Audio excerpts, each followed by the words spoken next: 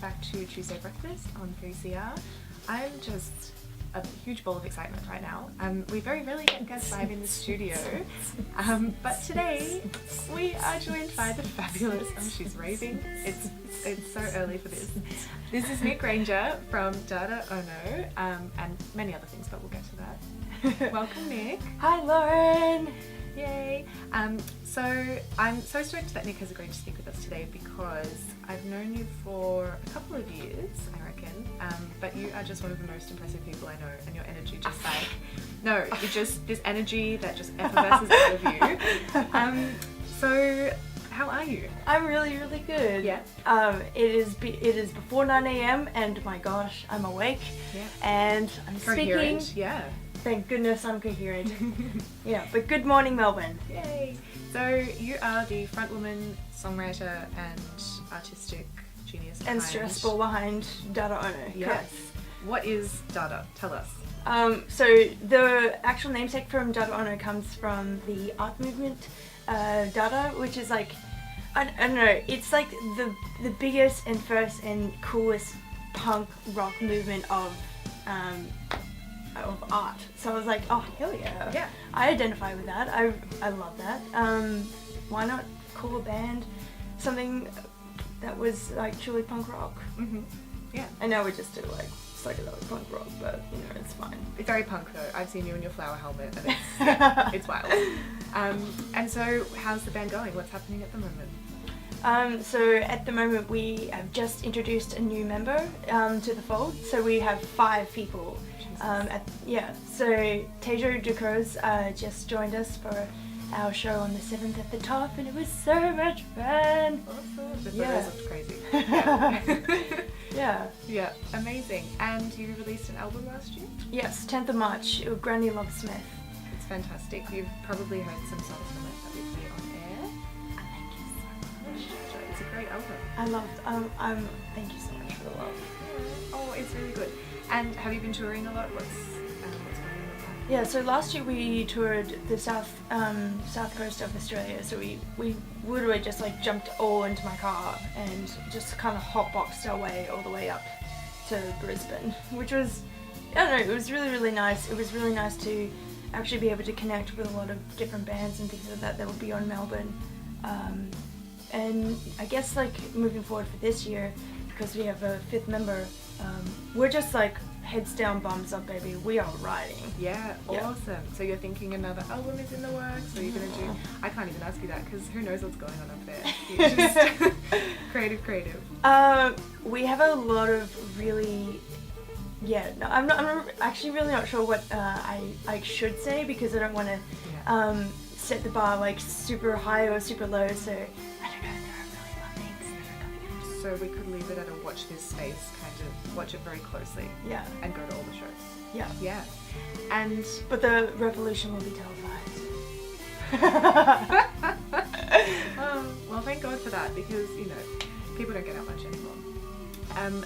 So before I forget, I did notice on Facebook that you wanted to talk about some of the Melbourne musicians that you're just loving right now. Oh my gosh, I actually brought a list. Okay, good, because we need some inspo. Oh, awesome. One of the things that, because I'm originally from Queensland, you know, you can judge me for that all you like, that's fine. But I absolutely live for the Melbourne scene here. It is just at such a ridiculously impressive caliber that for me as a musician and for artist and creator and whatever hat I'm wearing at the moment, it's just like, I gotta up my game.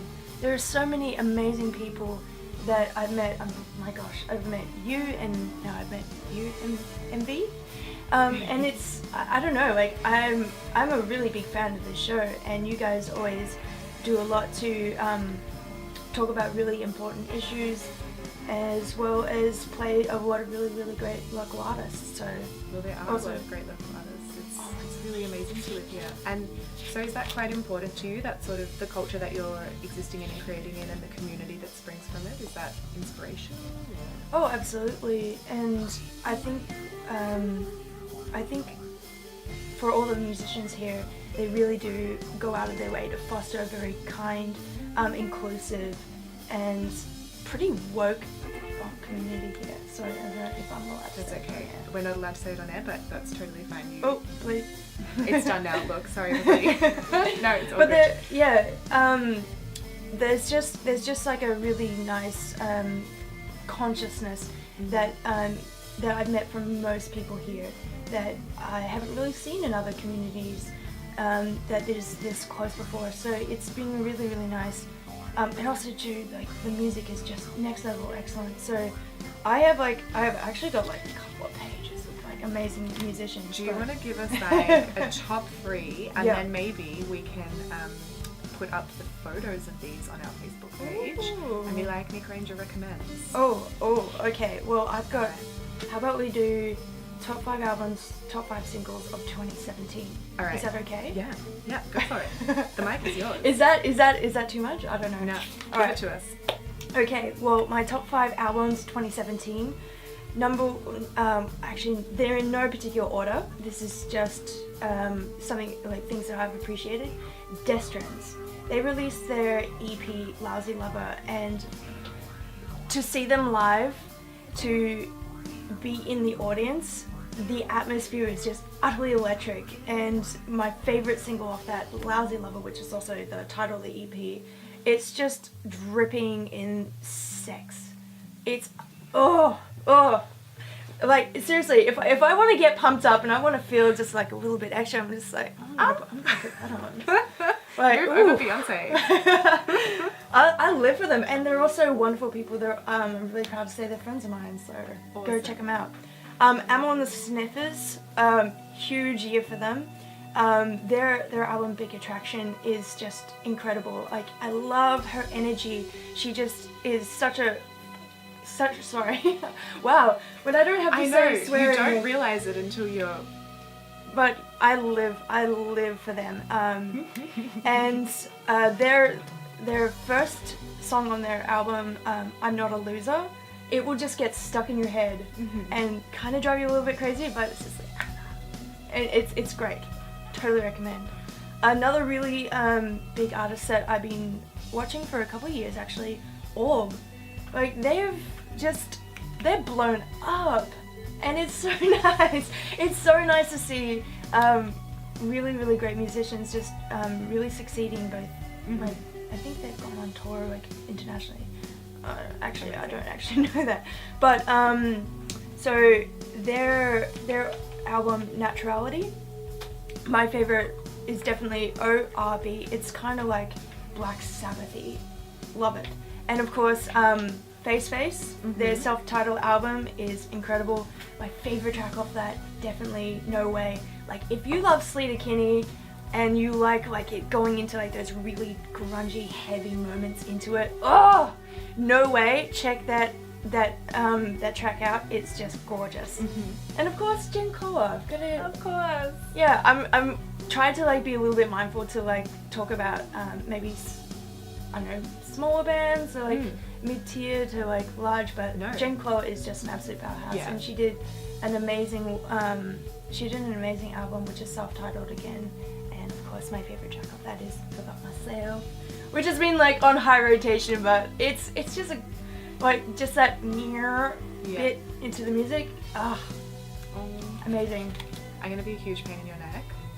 Can we not do your 5 singles? No, I was worried about time. No, that's okay. I know. I'm looking at the clock, but because I want to ask you more about one of my favorite things that you do is you blend that crazy love of music that we just saw, like pouring out of you, with your really huge passion for social justice and art, just like generally your illustration and your creativity.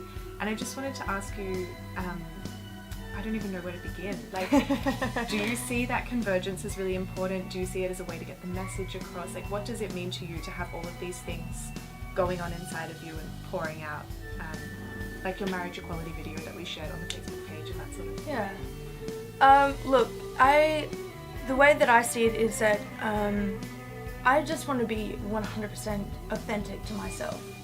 And what I care about, what I want to talk about, I don't really see that there should be too much barrier to share that with my art and my crafts, because if I'm talking about it, if I'm wanting to make videos about it, wanting to explore that, like I really care. Like this is like not only just my life, but these are affecting the people in my community around me.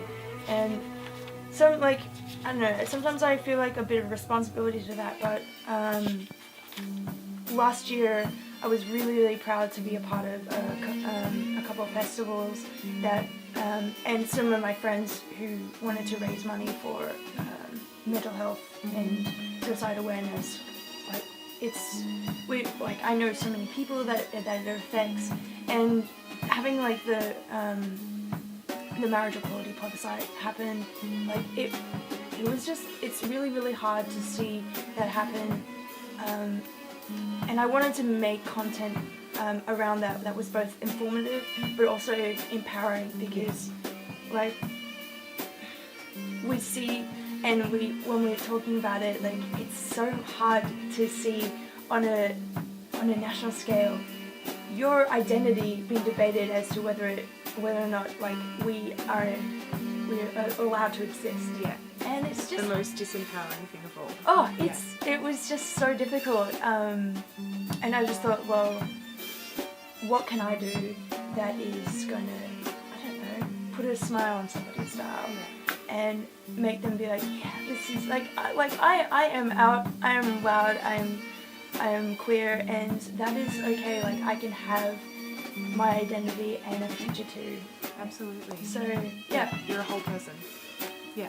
Yeah. So that's just my thoughts on that. Okay. No, that's beautiful, and I think that video put smiles on everybody's face, and like your, you know, all of your art and the things that you sell for a good cause and all of these things. Like I just, yeah, I think you're a radical babe. You're a radical babe too.